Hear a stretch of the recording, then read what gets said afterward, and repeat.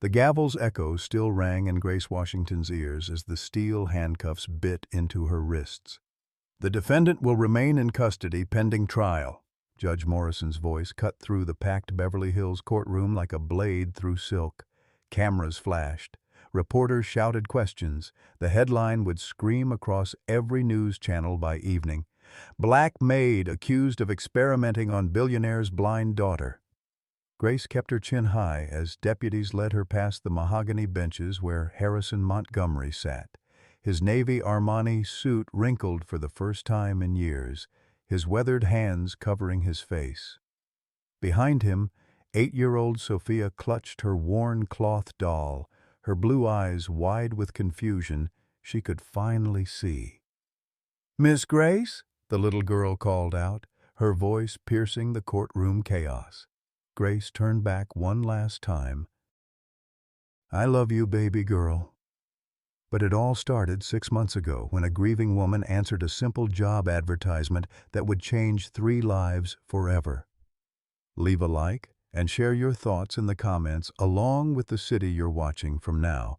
Let's continue with the story. Grace Washington had buried her 3-year-old son Marcus on a Tuesday morning in October, 8 months before she ever heard the name Montgomery. The red Georgia clay had stuck to her black dress shoes as she stood beside the tiny casket, clutching a crumpled tissue and $180,000 in medical bills that would follow her like ghosts wherever she went. The Batten disease had taken Marcus slowly, stealing his sight first, then his words, then his laughter. Grace had watched her baby boy fade away in sterile hospital rooms while machines beeped their mechanical lullabies. She'd been a pediatric nurse for 12 years, but all her training couldn't save her own child. The malpractice lawsuit came after Marcus died, a desperate family's attempt to find someone to blame. The medical board stripped her license based on a clerical error she'd made during another patient's care, a mistake magnified by grief and exhaustion. So Grace packed her grandmother's china and her mother's Bible into a dented Honda Civic and drove west toward Los Angeles, chasing nothing more than distance from the cemetery plot she couldn't afford to visit anymore. The job listing in the Beverly Hills Gazette was simple: domestic help needed for private family. References required. Discretion essential. The salary was more than she'd made as a nurse, enough to chip away at the debt that crushed her chest every morning when she woke up. Harrison Montgomery III answered the door himself at the Bel Air mansion, which surprised Grace. Men worth billions usually had people to answer doors. He was 58 but looked older, with silver threading through his dark hair and expensive suits that couldn't hide the weight of whatever he carried on his shoulders. His handshake was firm but brief, his smile polite but hollow. "I should tell you," he said, leading her through marble hallways that echoed like cathedral spaces, "my daughter has special needs. She was born blind. She requires patience." Grace nodded. She understood patience. She'd rocked Marcus through countless sleepless nights, singing Amazing Grace until her voice went hoarse, hoping her love could somehow reach him through the darkness that had claimed him piece by piece. "I can do patience, Mr. Montgomery," she said quietly. "I've had plenty of practice." He hired her that afternoon. Sophia Montgomery was sitting by the living room window when Grace first saw her, a wisp of a girl with platinum blonde hair that caught the California sunlight like spun gold. She couldn't have weighed more than 40 pounds, all sharp elbows and delicate wrists, clutching a faded cloth doll against her chest. Her eyes were the palest blue Grace had ever seen, unfocused and staring at nothing, everything, the space between worlds. "Miss Sophia," Grace said softly, approaching the way she'd learned to approach frightened animals and sick children. "I'm Grace. I'm going to be helping take care of you." The little girl didn't respond, didn't even acknowledge that someone had spoken. She just sat there in her white cotton dress, bare feet barely touching the Persian rug, like a ghost haunting her own life. Mrs. Chen, the head housekeeper, appeared at Grace's elbow with the silent efficiency of someone who'd perfected the art of being invisible. She was a small woman with graying hair pulled into a severe bun, her expression carefully neutral as she watched Grace study the child. "She doesn't talk much," Mrs. Chen said in accented English. "Sometimes she hums, sometimes she rocks. Mr. Montgomery, he tries to read to her, but—" She shrugged, the gesture encompassing years of futile effort. Grace knelt down beside Sophia's chair, close enough to catch the scent of baby shampoo and something else, something clinical that reminded her of hospitals. "What's her favorite song?" she asked. Mrs. Chen looked surprised by the question. "Song? I don't know if she has one." Grace began to hum softly, the melody her own grandmother had sung to her in the cotton fields of rural Georgia, the same tune she'd hummed to Marcus during his darkest nights.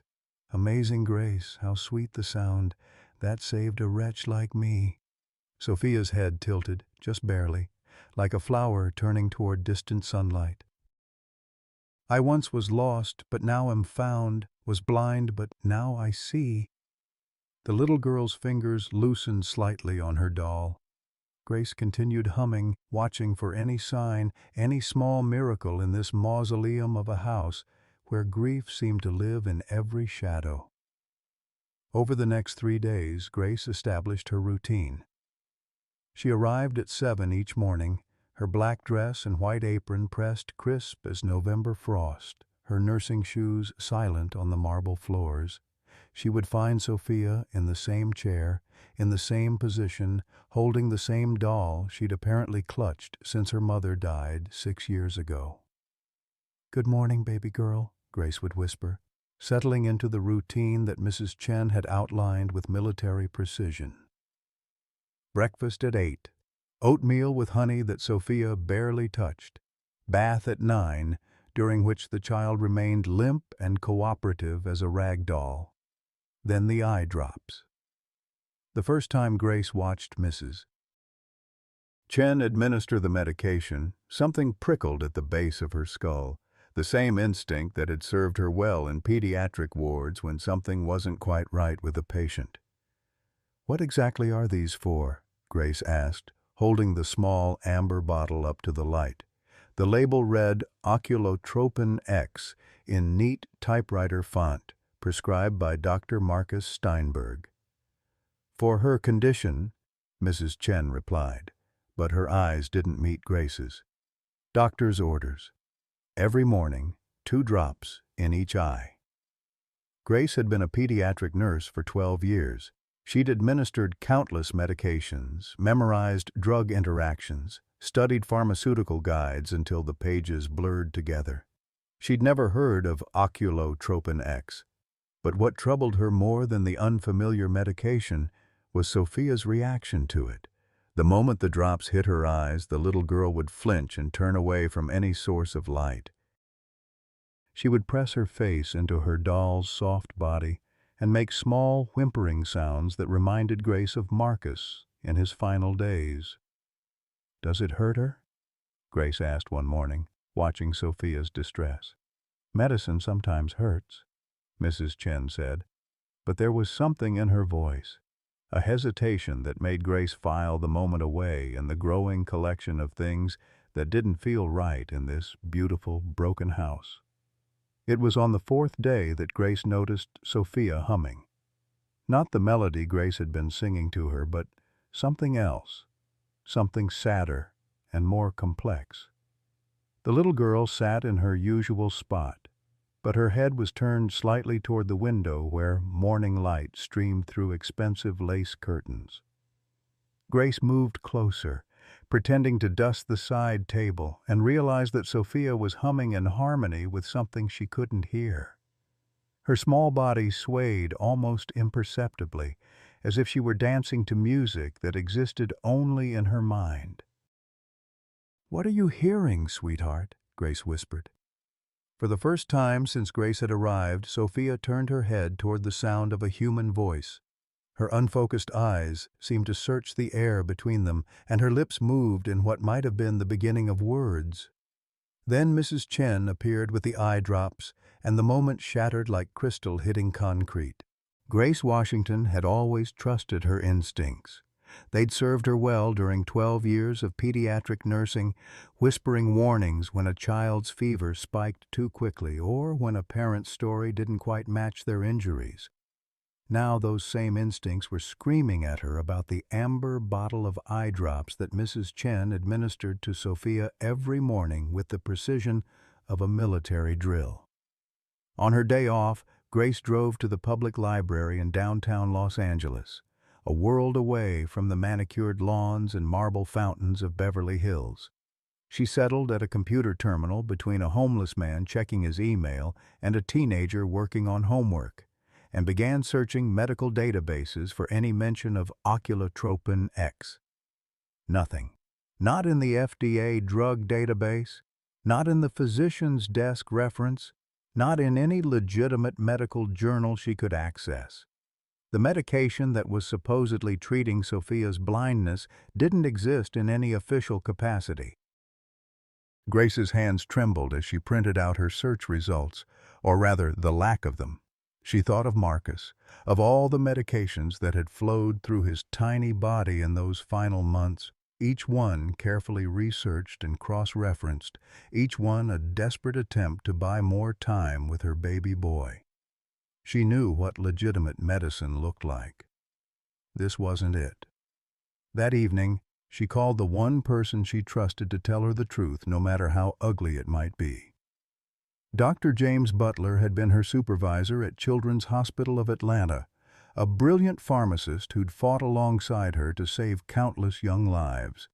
He'd also been one of the few colleagues who'd defended her during the malpractice investigation.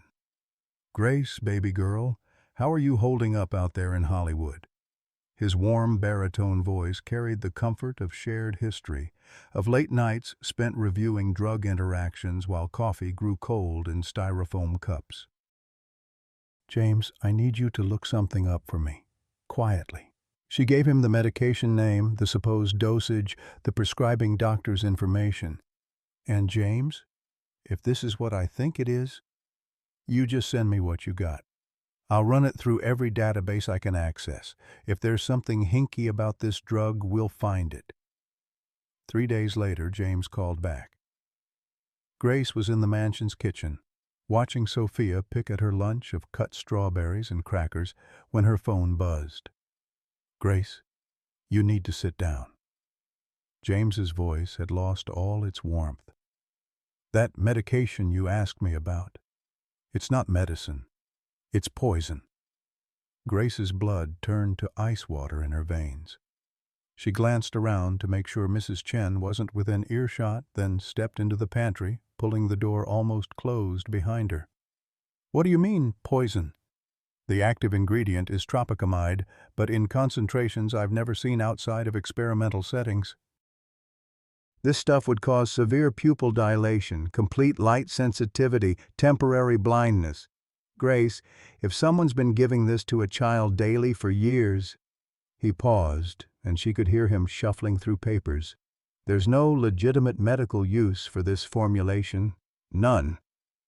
Grace's legs gave out, and she slumped against shelves of imported olive oil and artisanal vinegars.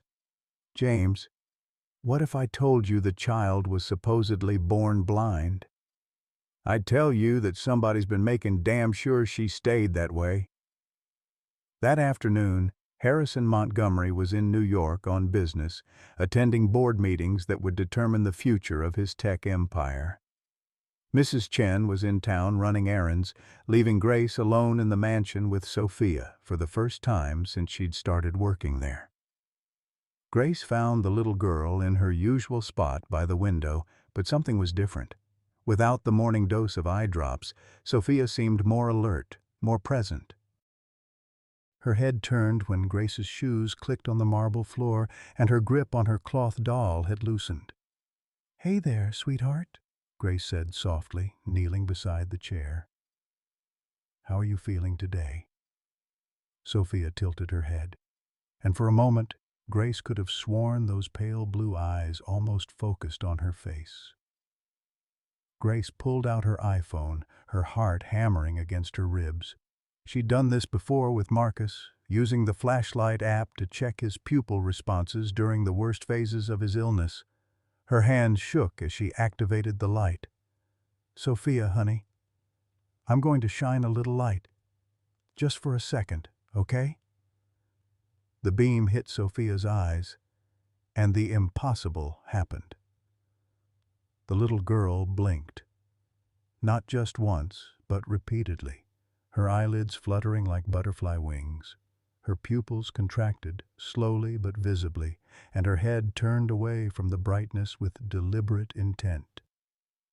"Oh my God," Grace whispered. "Oh, sweet Jesus." She tried again, moving the light from side to side. Sophia's eyes tracked the movement, unfocused, but responsive.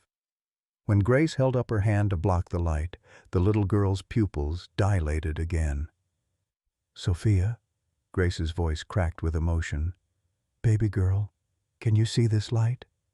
Sophia's lips parted, and in a voice rusty from disuse, she whispered, "Bright. Too bright." Grace nearly dropped the phone. She was hearing words from a child who supposedly had never spoken anything more complex than wordless humming. She was seeing pupil responses in eyes that had been declared permanently damaged. "Can you see anything else, sweetheart?" Sophia's hand rose slowly, trembling with effort, and pointed toward the window where afternoon sunlight streamed through lace curtains. "Yellow," she said, so softly Grace had to lean forward to hear. Like Mama's dress in the picture." Grace followed Sophia's gaze to a framed photograph on the side table. Harrison and his late wife Catherine at some charity gala, Catherine radiant in a butter-yellow evening gown. The photo had been there since Grace's first day, but she'd never seen Sophia pay it any attention. "You can see the picture?" "When it's bright. When the medicine doesn't make everything dark." Sophia's voice was gaining strength, as if words were muscles she was remembering how to use. "Miss Grace, why is everything dark now? Why can't I see Daddy's face anymore?" The questions hit Grace like physical blows. This child had been seeing, perhaps always had some vision, and someone had been systematically stealing it from her with those damned eye drops. Someone had been keeping an 8-year-old girl trapped in artificial darkness.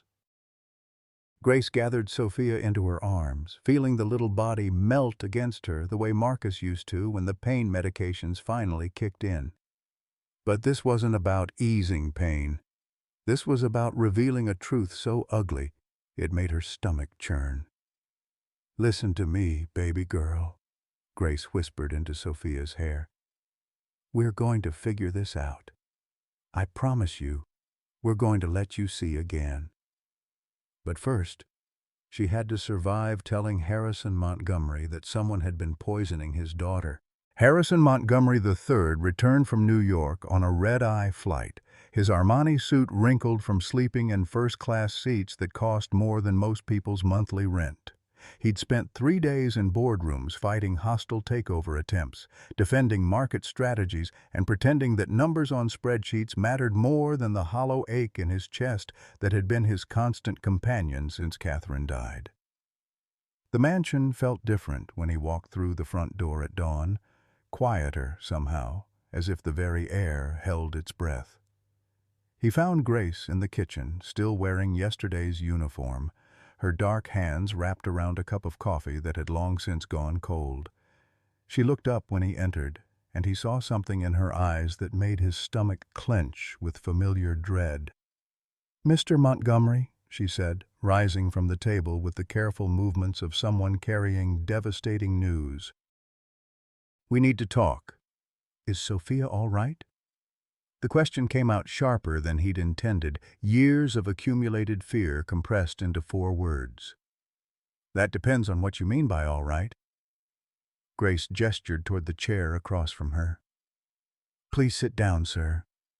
What I have to tell you, it's going to be hard to hear." Harrison remained standing, his hands clenched at his sides. "Just tell me." Grace pulled out her phone, fingers trembling as she scrolled to a video file. Yesterday, while you were in New York, I gave Sophia a simple vision test. Nothing invasive, nothing dangerous, just a flashlight. She pressed play, and Harrison watched his daughter's face fill the small screen. Sophia was sitting in her usual chair by the window, her cloth doll pressed against her chest.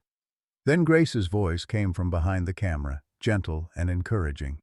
"Sophia, honey, I'm going to shine a little light. Just for a second, okay?" The flashlight beam hit his daughter's eyes, and Harrison watched, disbelieving, as Sophia blinked. Her pupils contracted, her head turned away from the brightness with deliberate purpose. "That's impossible," he whispered. "The doctors said—" "The doctors were wrong." Grace's voice cut through his shock like a blade through silk. "Mr. Montgomery, your daughter can see. She's probably always been able to see to some degree." Harrison sank into the chair, his legs suddenly unable to support his weight. "But her condition, she was born blind. Dr. Steinberg confirmed it when she was just days old. I need to show you something else." Grace pulled out a printed medical report, the pages slightly crumpled from her grip. "I had those eye drops analyzed by a friend of mine, a pharmacist in Atlanta. The medication that Sophia's been taking every day for 8 years, it's not treating blindness, Mr. Montgomery. It's causing it." The words hit him like physical blows. Harrison stared at the chemical analysis, the technical terms swimming before his eyes: tropicamide, pupil dilation, induced light sensitivity, temporary blindness. "You're telling me—" His voice cracked, and he had to start again. "You're saying that we've been poisoning my own daughter?" Grace reached across the table and covered his hand with hers, her touch warm and steady against his trembling fingers. "You didn't know. Nobody told you what that medication really was." 8 years, Harrison whispered. 8 goddamn years of thinking my little girl was trapped in darkness. And all this time. He pulled his hand away and pressed both palms against his eyes, as if he could somehow block out the magnitude of what he'd just learned. "I've been giving her poison, every single day. Mr. Montgomery, look at me." Grace's voice carried the authority of someone accustomed to dealing with medical crises. "This isn't your fault. Someone lied to you. Someone has been deliberately keeping your daughter blind." Harrison looked up, and Grace saw murder in his eyes. "Dr. Steinberg, that would be my guess, but we need to be careful how we handle this. If we're wrong—" "We're not wrong." Harrison stood abruptly, pacing to the window where Sophia usually sat. "Catherine tried to tell me something was off about Sophia's treatment. She kept asking questions about the eye drops, wanted second opinions. I thought she was just being an overprotective mother." He turned back to Grace, his face pale as winter frost. "She died 2 weeks after she started pushing for independent medical evaluations." The implications hung in the air between them like toxic gas. Grace felt her throat constrict. "Mr. Montgomery, you don't think—" "I don't know what to think anymore." Harrison's voice was hollow, defeated. "All I know is that my wife is dead. My daughter has been living in artificial darkness for 8 years, and I trusted the wrong people." Grace stood and moved toward him, her nurse's instincts recognizing a man in emotional freefall. "What do you want to do?" "I want to stop giving her those drops. Today, right now. That could be dangerous if we do it wrong. Withdrawal from medication, even bad medication, can cause complications. We need to wean her off gradually." Harrison shook his head. "No more. Not one more drop of that poison goes in my daughter's eyes." He looked at Grace with desperate intensity. "You're a nurse. You know about this stuff. Help me, please." Grace had made hard decisions before. She'd held dying children while their parents fell apart. She'd fought doctors who were wrong, administrators who cared more about liability than lives. But this felt different. This felt like standing at the edge of a cliff with no guarantee of solid ground on the other side. If I help you with this, and something goes wrong, I'll lose more than my job. I'll face criminal charges. And if you don't help me, my daughter stays blind for the rest of her life. Grace thought of Marcus, of all the nights she'd rocked him while experimental medications coursed through his tiny body, each one a gamble against time and fate. She thought of Sophia's voice yesterday, rusty with disuse but alive with wonder, yellow, like Mama's dress. "All right," she said quietly. "We do this together, but we do it smart. We document everything. We get independent medical confirmation. And if Dr. Steinberg is behind this, we make sure he can never hurt another child." Over the next 72 hours, they implemented what Grace privately called Operation Daylight. Instead of the eye drops, Sophia received saline solution, harmless, ineffective, but identical in appearance to anyone watching. Grace monitored her vital signs hourly, documented every change, every improvement, every small miracle. The transformation was gradual, but undeniable. On the first day, Sophia began tracking movement with her eyes. On the second day, she identified colors in high contrast. By the third day, she spoke her father's name for the first time in her life.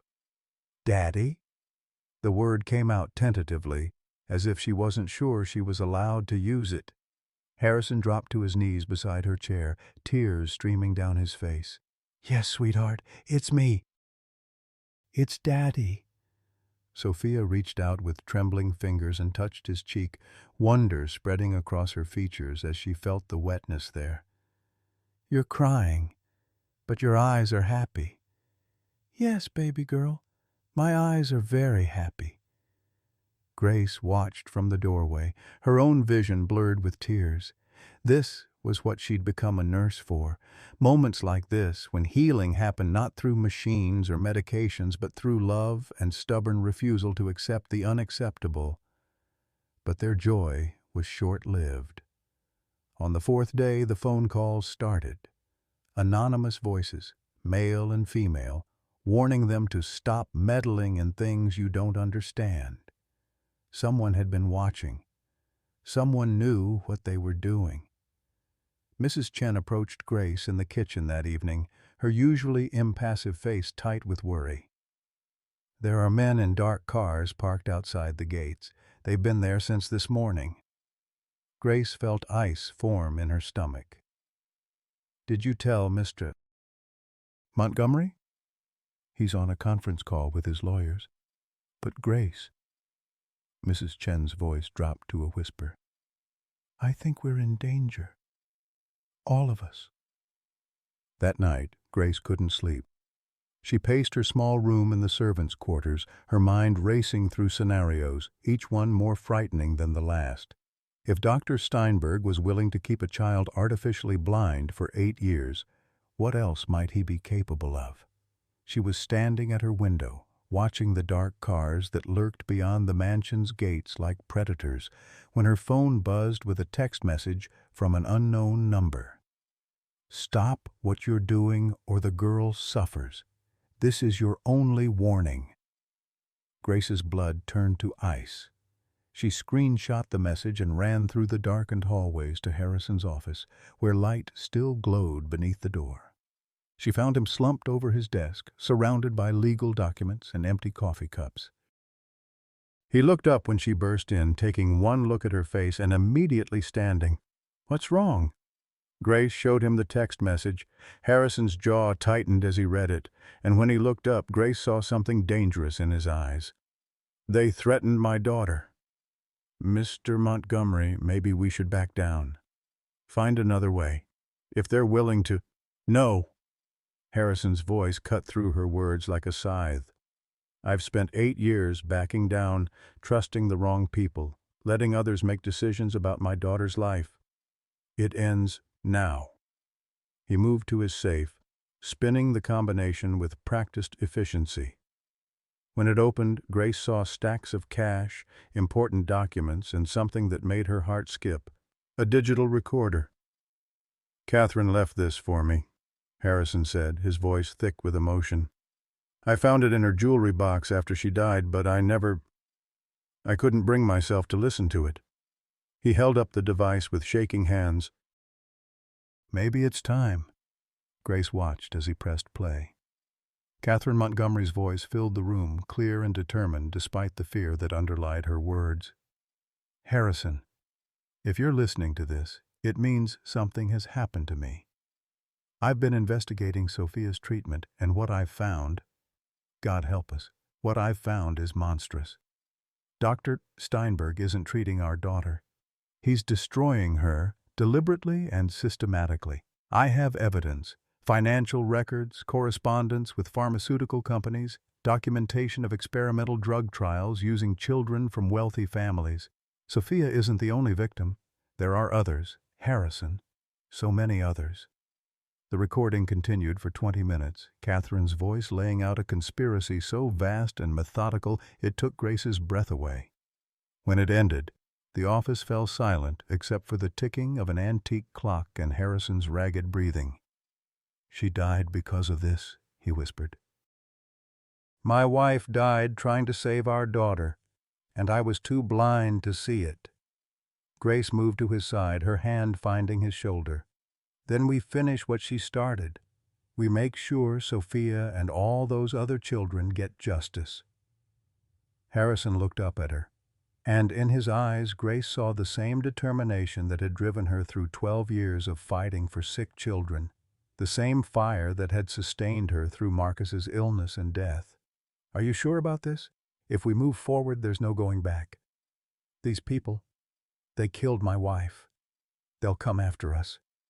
Grace thought of Sophia's voice that morning, bright with wonder as she described the colors in her father's tie. She thought of Catherine Montgomery's courage, documented in her final, desperate attempt to save her child. She thought of Marcus and all the other children who deserved better than the adults who were supposed to protect them. Then we better make sure we get them before they get us. The decision to go public came at 3 in the morning when Harrison found Grace in Sophia's room, sitting beside the little girl's bed with Catherine's digital recorder clutched in her hands. Sophia was sleeping peacefully for the first time in years, her face turned toward the window where moonlight painted silver squares across the Persian rug. "I've been listening to it again," Grace whispered, holding up the recorder. "Your wife documented everything. Bank transfers, meeting notes, even recorded phone conversations. She had enough evidence to bring down Dr. Steinberg and everyone connected to this conspiracy." Harrison settled into the chair beside her, his navy pajamas wrinkled from a sleepless night of pacing and planning. "Then why didn't she go to the authorities?" "Because she was scared, and because she was smart." Grace rewound the recording to a specific timestamp. "Listen to this part again." Catherine's voice filled the quiet room. "I tried to contact the FBI, but when I mentioned Dr. Steinberg's name, the agent I spoke with became evasive. He said the doctor was connected to ongoing federal investigations and that I should be careful about making unsubstantiated accusations. I think the corruption goes deeper than just one pediatric ophthalmologist. I think there are people in positions of power who are protecting him." Grace stopped the recording and looked at Harrison.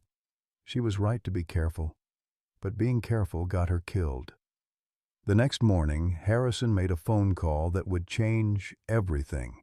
Not to the FBI, not to the police, but to Maria Santos, an investigative journalist with the Los Angeles Times who had built her career on exposing medical fraud and pharmaceutical corruption. They met at a small cafe in Santa Monica, far from the Beverly Hills social circles where Harrison's face was recognizable. Maria was a compact woman in her 40s with intelligent, dark eyes and the kind of quiet intensity that made powerful people nervous. She listened without interruption as Harrison and Grace laid out their evidence. The chemical analysis of the eye drops, videos of Sophia's vision improvement, Catherine's recordings, and documentation of at least 12 other children from wealthy families who had received similar treatments from Dr. Steinberg. "This is bigger than just one corrupt doctor," Maria said finally, spreading the documents across the small table. "If what your wife discovered is true, we're looking at systematic medical abuse spanning decades, with pharmaceutical companies using wealthy children as unwitting test subjects." "Can you prove it?" Harrison asked. "I can try, but you need to understand what you're walking into. These people killed your wife to keep her quiet." "They won't hesitate to come after you, Grace, or Sophia if they think you're a threat."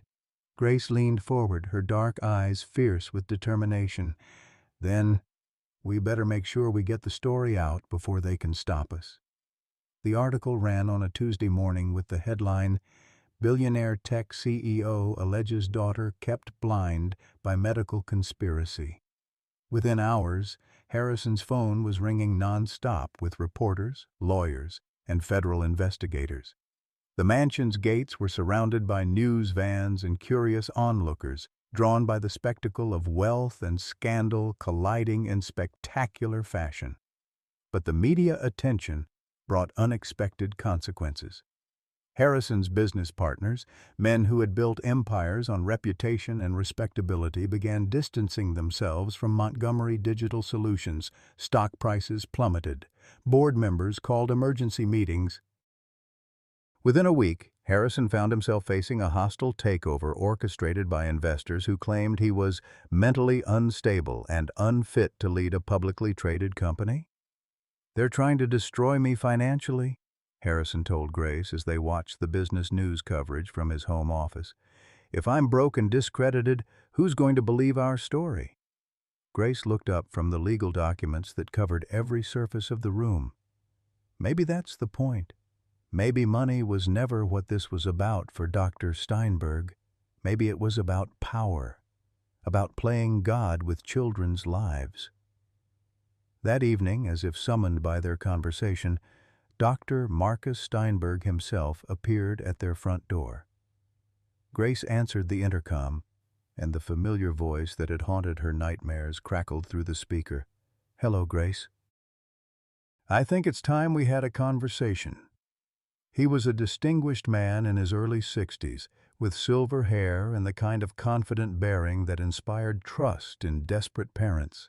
He wore an expensive charcoal suit and carried himself like someone accustomed to being the smartest person in any room. When Grace led him into the living room where Harrison waited, Dr. Steinberg smiled with the practiced warmth of a man who had made a career of manipulation. "Harrison, my boy," he said, extending his hand as if they were meeting at a country club instead of confronting medical conspiracy. "You look tired. All this stress can't be good for your health." Harrison didn't shake the offered hand. "Cut the act, Marcus. We know what you've been doing to Sophia, to all the children." Dr. Steinberg's smile never wavered, but something cold flickered behind his eyes. "I've been treating your daughter for a serious medical condition. The same condition I've been helping her manage since she was days old. By poisoning her." Grace's voice cut through his pleasant facade like a scalpel through flesh. "By keeping her artificially blind for 8 years while you collected money from pharmaceutical companies for experimental drug trials." "My dear Grace," Dr. Steinberg turned his attention to her, his tone patronizing and dismissive. "You're a disgraced nurse who lost her medical license. You're hardly qualified to diagnose complex neurological conditions. But I am qualified to read a chemical analysis." Grace pulled out the toxicology report and slammed it on the coffee table between them. "Tropicamide in concentrations that would blind anyone, let alone a child. There's no legitimate medical reason for those dosages." Dr. Steinberg glanced at the report, and for just a moment his mask slipped. Grace saw something vicious and calculating in his expression before the professional smile returned. "The medication I prescribed is perfectly safe when administered correctly. If there have been any adverse effects, perhaps it's because someone has been interfering with the prescribed treatment protocol." "You son of a bitch!"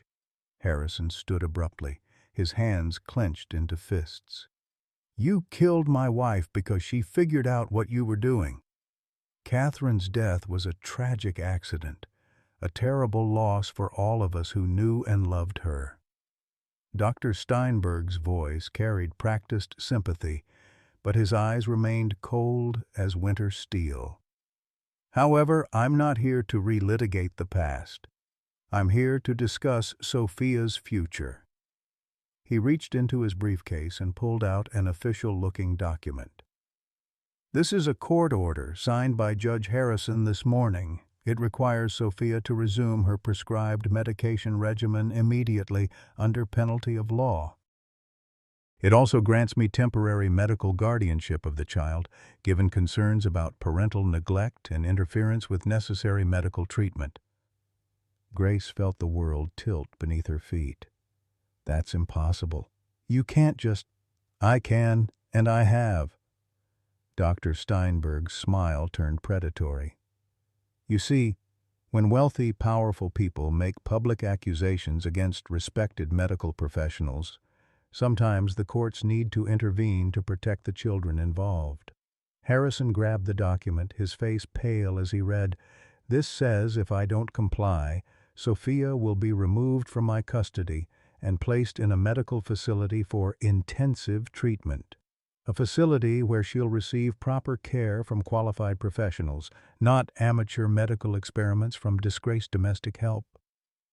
Grace stepped forward, her nursing training overriding her fear. "Mr. Harrison, don't let him take her. That court order might be fake or obtained through fraud." "We need to—" Her words were cut off by the sound of vehicles pulling up outside. Through the living room windows they could see black SUVs and official-looking sedans surrounding the mansion. Men in dark suits were already walking up the front steps. "You called the authorities," Harrison said, his voice hollow with betrayal. "I called concerned medical professionals and child protective services. People who understand that a little girl's health is more important than her father's paranoid fantasies or her nanny's misguided attempts at medical intervention." The doorbell chimed, followed immediately by authoritative knocking. Grace heard voices identifying themselves as social workers and federal marshals. The sound made her think of Marcus's funeral, of official voices speaking in bureaucratic tones while her world fell apart around her.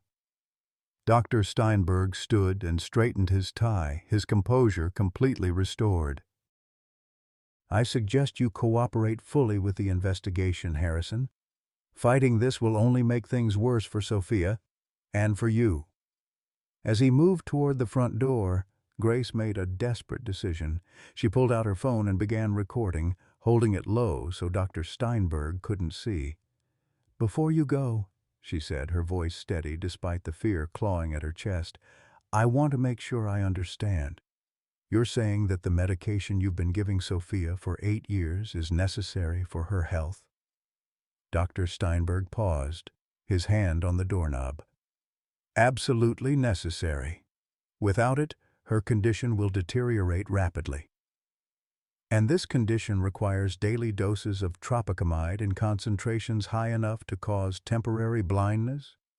Something flickered across his face, annoyance at her persistence, or perhaps surprise at her medical knowledge. "The precise formulation is proprietary, developed through years of research and clinical trials." "Clinical trials on children without proper informed consent from their parents?" Dr. Steinberg's smile finally cracked. "Miss Washington, you're clearly out of your depth here. I suggest you focus on cleaning house and leave medical decisions to actual doctors." Grace kept the phone recording as official voices grew louder in the foyer. "Just one more question, doctor. How many children have you treated with this proprietary medication over the years?" "Dozens, all of them receiving the best possible care for their conditions." "And how much did the pharmaceutical companies pay you for each patient enrolled in these unofficial clinical trials?" Dr. Steinberg's face went white, then flushed red with anger. That's enough. This conversation is over. But Grace had what she needed. His admissions, caught on digital recording, would be enough to expose the scope of his conspiracy. The question was whether she'd live long enough to share it with the world. The front door opened and official voices filled the mansion. Grace looked at Harrison, seeing her own fear reflected in his eyes, and made a silent promise to Sophia, to Marcus, to Catherine Montgomery, and to all the children who had suffered because adults failed to protect them. This wasn't over. Not by a long shot. The sound of Sophia's terrified screams echoed through the mansion as federal marshals carried her from her bedroom, her small fists beating uselessly against the chest of a man twice her size. Grace watched from the hallway, held back by two social workers who spoke in calm, professional voices about necessary medical intervention and child welfare protocols, while an 8-year-old girl who had just learned to see again was torn from the only home she'd ever known. "Daddy! Miss Grace!" Sophia's voice cracked with panic as she reached desperately toward them. "Don't let them take me to the dark place again!" Harrison tried to push past the marshals, his expensive suit rumpled and his face wild with desperation. "She's my daughter! You can't just take her!" "Sir, please step back," one of the marshals commanded, his hand moving instinctively toward his weapon. "This is a lawful court order for the child's protection." Grace felt something break inside her chest, the same shattering sensation she'd experienced when they'd wheeled Marcus away for the last time. But this was worse, because this time she knew the system was wrong, and she was powerless to stop it. Dr. Steinberg stood in the foyer like a maestro conducting a symphony of bureaucratic violence, his silver hair perfectly styled and his expression appropriately grave. "This is for the best," he told Harrison with practiced sympathy. "Sophia needs immediate medical attention to prevent permanent damage from the interrupted treatment regimen." "You lying son of a bitch!" Harrison lunged forward, but two marshals restrained him before he could reach the doctor. "She was getting better. Her vision was improving." "Temporary improvement followed by rapid deterioration is consistent with her condition," Dr. Steinberg replied smoothly. "Which is why immediate hospitalization is so critical." Grace pulled out her phone, trying to activate the recording function, but one of the social workers noticed and gently but firmly took the device from her hands. "Ma'am, recording is not permitted during official child welfare proceedings." Through the chaos, Grace caught sight of Mrs. Chen standing in the kitchen doorway, her usually impassive face twisted with anguish. Their eyes met for just a moment, and Grace saw understanding pass between them. Whatever happened next, they would remember everything.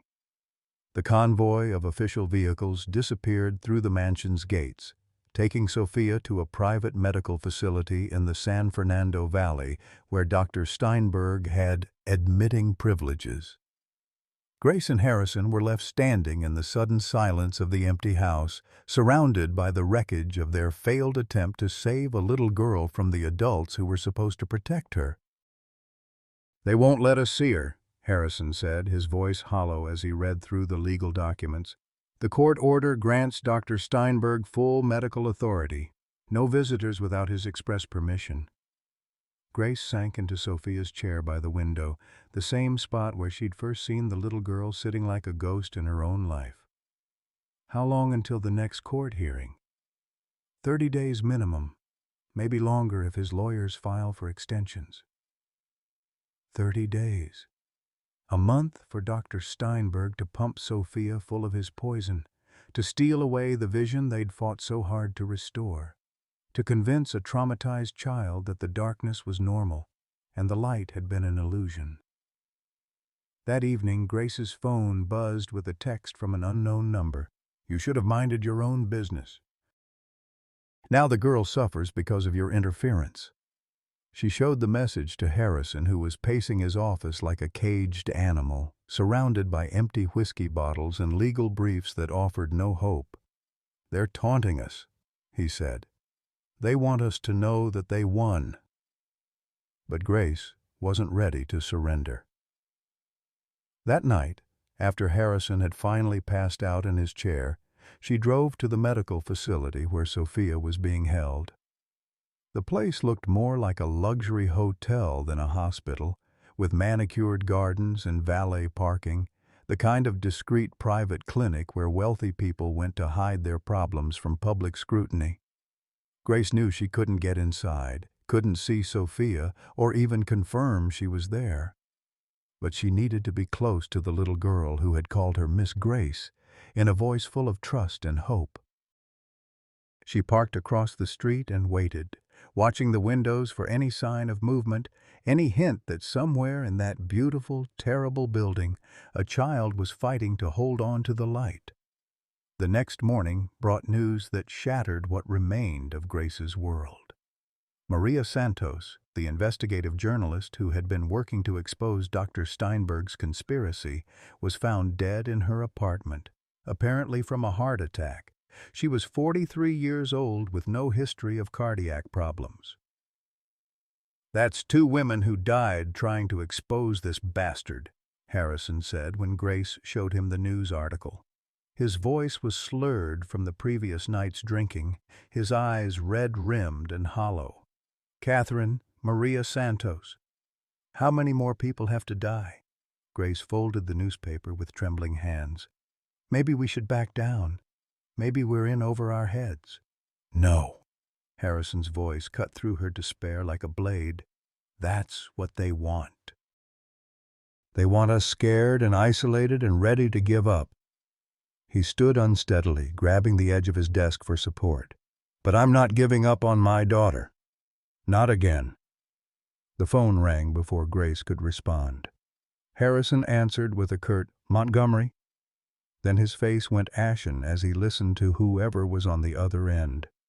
"What is it?" Grace asked when he hung up. "That was my lawyer. Dr. Steinberg is filing additional charges against me.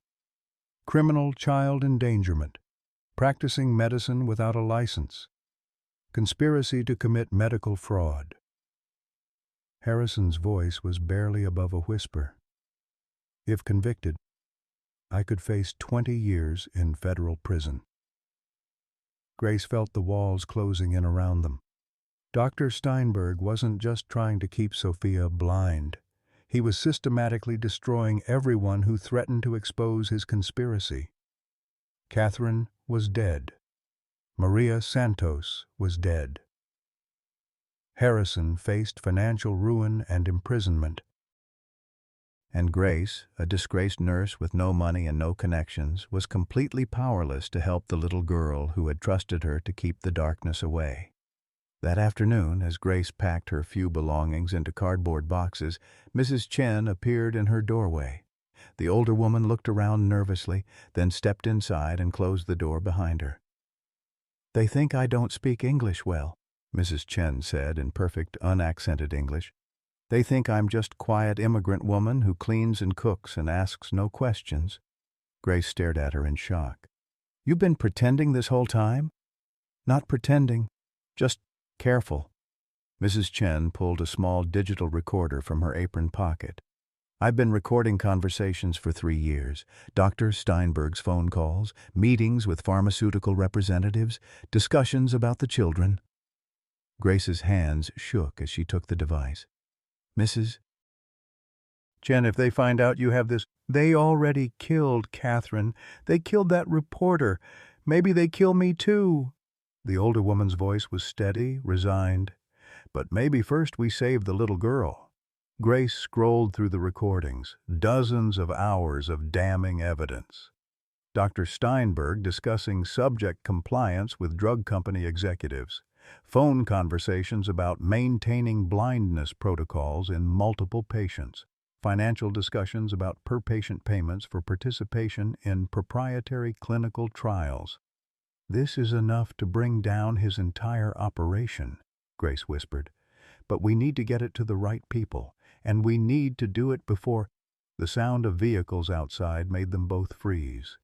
Grace looked out the window and saw the same black SUVs from the previous day, along with local police cars. Her heart hammered against her ribs as she realized what was happening. "They're coming to arrest me," she said. "Mrs. Chen grabbed the recorder and stuffed it back in her apron. "I'll hide this. You run." "I can't run. If I disappear, they'll use it as evidence that I'm guilty." The front door opened, and official voices filled the mansion's foyer.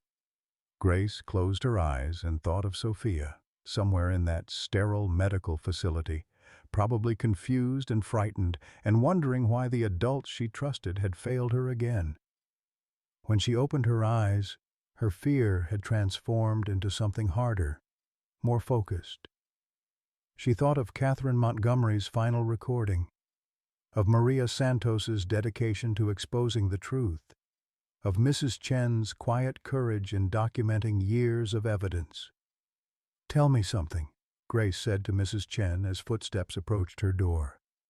"Do you really think we can win this?" Mrs. Chen met her eyes, and Grace saw steel beneath the older woman's gentle exterior. "I think sometimes the only way to win is to refuse to lose." The door opened, and federal marshals entered with arrest warrants and handcuffs. As they read Grace her rights, she held on to Mrs. Chen's words and Catherine's courage and the memory of Sophia's voice saying, "Yellow, like Mama's dress." They could arrest her, discredit her, even kill her, but they couldn't erase the truth, and sometimes the truth was enough. Grace Washington spent 3 days in a federal holding cell in downtown Los Angeles, sharing space with drug dealers and immigration detainees while lawyers she couldn't afford argued over bail amounts she could never pay.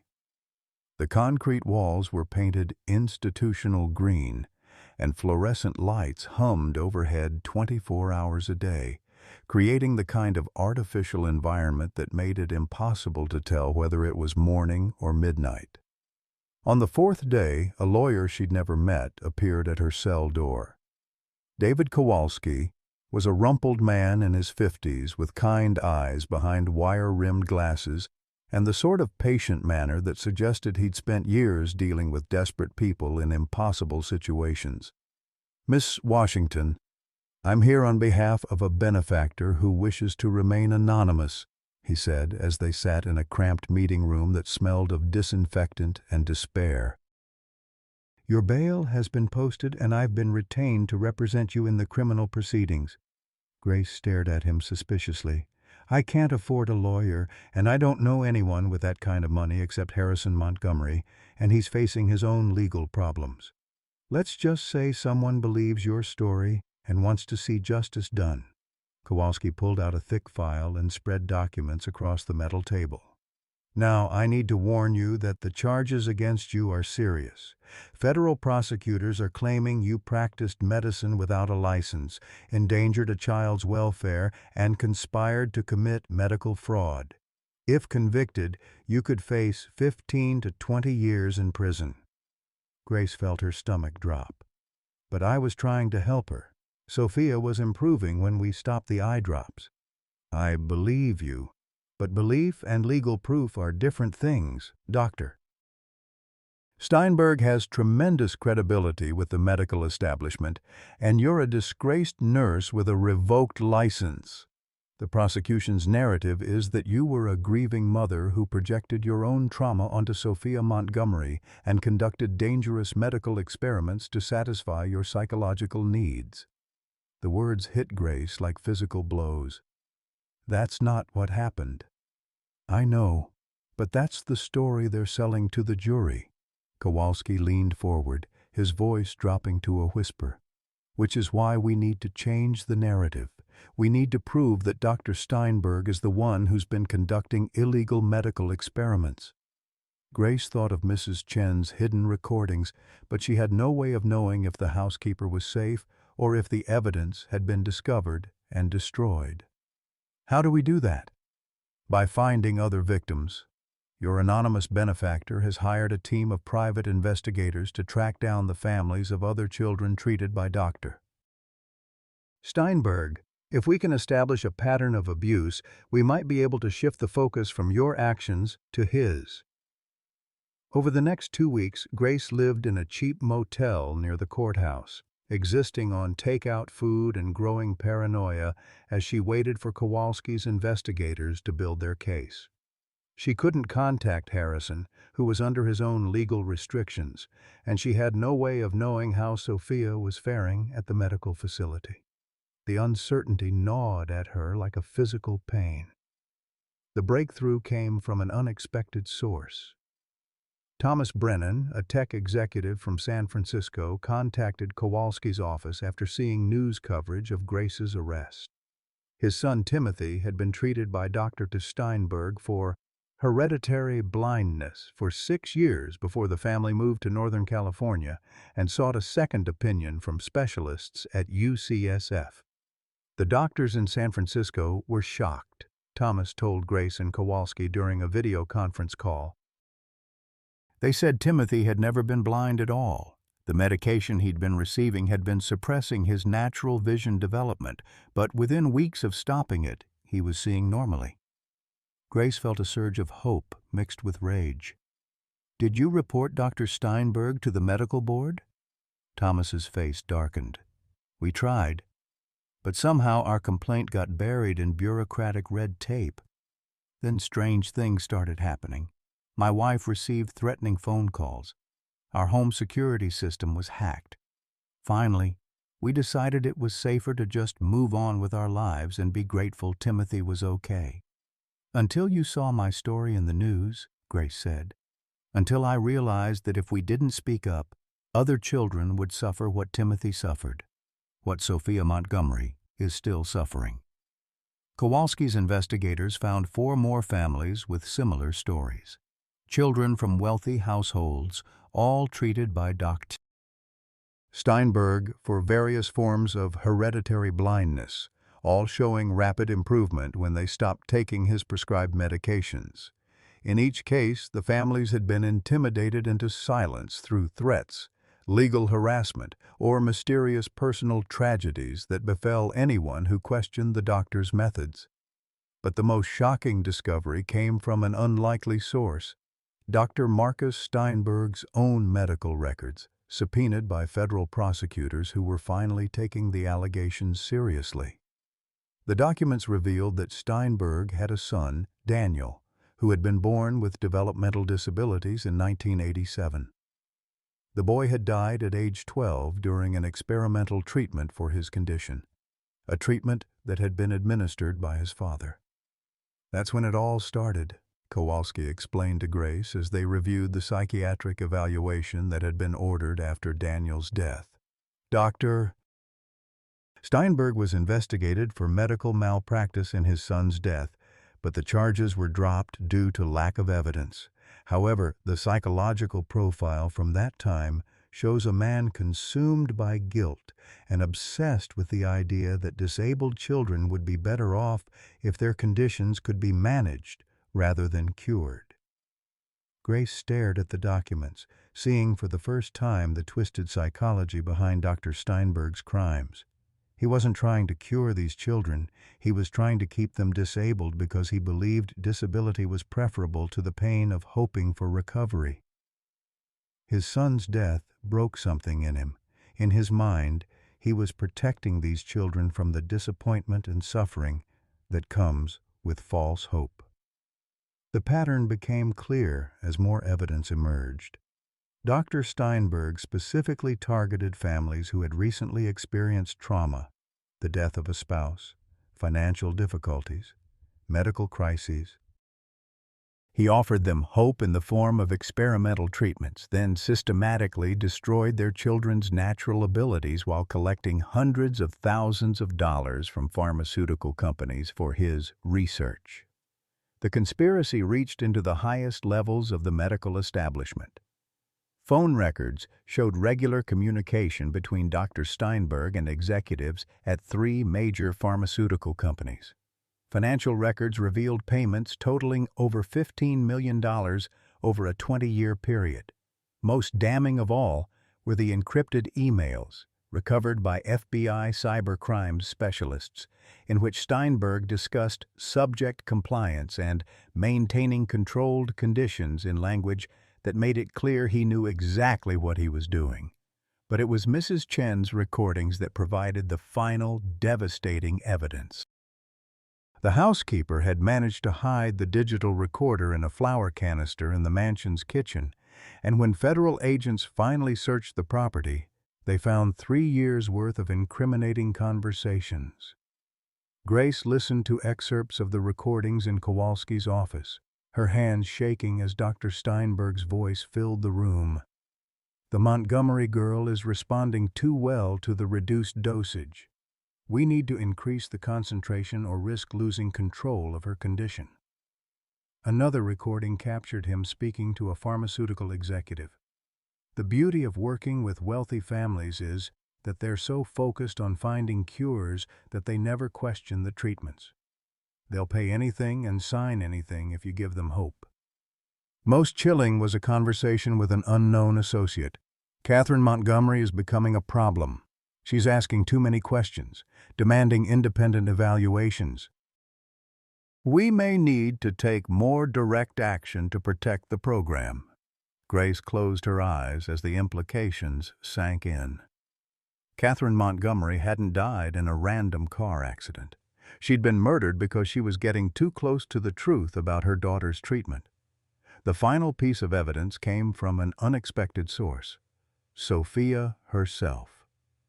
During a court-ordered psychological evaluation, the 8-year-old girl provided testimony that shattered Dr. Steinberg's carefully constructed facade. "The doctor man makes my eyes hurt," Sophia told the child psychologist in a voice recorded for the court record. "He says the medicine helps me, but it makes everything dark. Miss Grace made the hurt stop. Miss Grace helped me see the yellow flowers." When asked about her vision, Sophia demonstrated that she could identify colors, shapes, and faces when not under the influence of Dr. Steinberg's medication. She drew pictures for the psychologist, crude but recognizable sketches of her father, Grace, and Mrs. Chen that proved her visual development had been progressing normally until the eye drops suppressed her abilities. The prosecution's case against Grace collapsed within days of Sophia's testimony. Federal prosecutors, faced with overwhelming evidence of medical conspiracy and child abuse, dropped all charges against her and Harrison. Dr. Steinberg was arrested at his Beverly Hills clinic, along with 3 pharmaceutical executives and 2 medical board officials, who had been paid to suppress complaints against him. The media coverage was relentless. Headlines screamed about medical monster and conspiracy to blind children. Dr. Steinberg's photograph appeared on front pages across the country, his distinguished features now seeming sinister rather than trustworthy. The pharmaceutical companies involved saw their stock prices collapse as investors fled from the scandal. But for Grace, the victory felt hollow. Sophia had been in Dr. Steinberg's custody for 3 weeks, during which time she'd been subjected to intensive treatment that had already begun to reverse her visual progress. When Grace was finally allowed to see the little girl at the children's hospital where she'd been transferred, Sophia could barely make out shapes and colors. "Miss Grace?" Sophia's voice was small and uncertain as she reached toward the sound of Grace's voice. "Is that really you? Everything looks dark again." Grace took the little girl's hand, fighting back tears as she felt how thin and fragile Sophia had become. "Yes, baby girl, it's me, and I promise you, we're going to bring back the light." Harrison appeared in the doorway, looking haggard and exhausted but alive with hope for the first time in weeks. "The doctors say her vision can be restored," he said quietly. "It'll take time and therapy, but they believe she can recover completely." Grace nodded, squeezing Sophia's hand as the little girl curled against her side. They had won the legal battle, exposed the conspiracy, and brought down the man who had stolen years from innocent children. But the real victory would be measured not in courtroom verdicts or newspaper headlines, but in moments like this, A little girl learning to see again, a father discovering what it meant to truly protect his child, and a woman who had lost everything, finding her way back to the light. 6 months after Dr. Marcus Steinberg was sentenced to 25 years in federal prison, Grace Washington stood in the kitchen of a modest three-bedroom house in Pasadena, watching Harrison Montgomery flip pancakes while Sophia sat at the breakfast table, carefully coloring within the lines of a butterfly drawing. The morning sunlight streamed through gauze curtains, casting everything in warm gold, and Grace marveled at how different their lives had become. "Miss Grace, look!" Sophia held up her artwork, her blue eyes bright and focused. "I made the wings purple and yellow, just like the ones in our garden." Grace leaned over to admire the drawing, her heart swelling with pride and gratitude. "That's beautiful, sweetheart. Your colors are getting so much better." It had been a long road back to this moment of simple domestic happiness. Sophia's vision recovery had required months of intensive therapy with pediatric ophthalmologists, occupational therapists, and child psychologists who specialized in trauma recovery.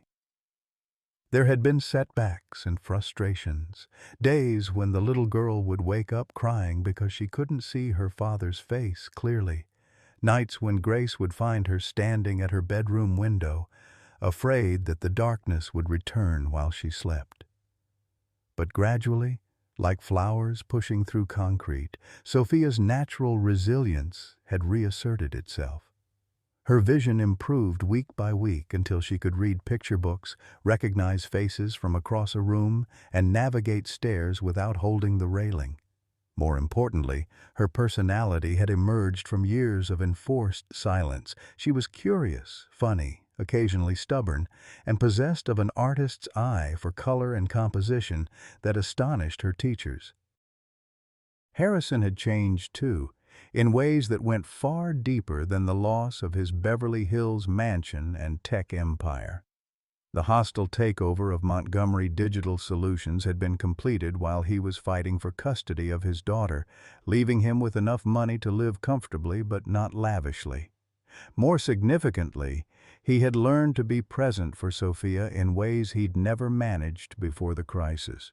He coached her soccer team, helped with homework, and could be found most evenings on the living room floor, building elaborate Lego castles while Sophia directed the construction with the authority of a master architect. "Daddy, you put the tower in the wrong place," Sophia said one evening, her small hands rearranging the plastic blocks with precision. "The princess needs to see the garden from her window."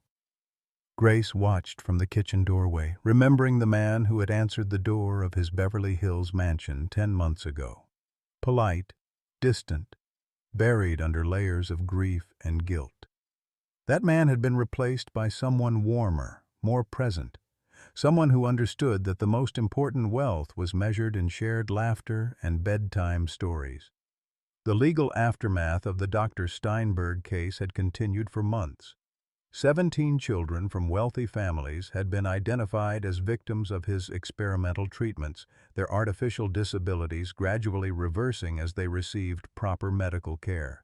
The pharmaceutical companies involved paid millions in settlements, and sweeping reforms were implemented to prevent similar conspiracies. Grace had testified before a congressional subcommittee on medical ethics, her story becoming part of a larger conversation about protecting vulnerable patients from exploitation. Mrs. Chen had been granted asylum in the United States after it was revealed that she'd been working undercover for a human rights organization, documenting abuse in wealthy American households while posing as a domestic worker. She'd returned to China to visit family but sent postcards regularly, each one addressed to the brave American family in her careful handwriting. 3 months ago, Harrison had asked Grace to marry him, not in a grand romantic gesture but quietly, over coffee on a Sunday morning while Sophia played in the garden. "I know this isn't traditional," he'd said, his voice uncertain. "You came here as my employee, and now I can't imagine my life without you. Either of our lives."